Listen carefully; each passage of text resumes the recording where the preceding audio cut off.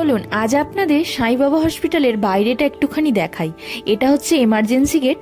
এখান দিয়ে কেবলমাত্র অ্যাম্বুলেন্স এবং গাড়ি এবং খুব প্রয়োজনীয় মানুষদের লেখাপত্র থাকলে তবেই এন্ট্রি দেয়। আর এই রাস্তাটা না একেবারে স্টেশন থেকে আসছে। আর এই রাস্তার বাঁদিক বরাবর গেলেই যত সমস্ত দোকানপাতি আপনি দেখতে পাবেন।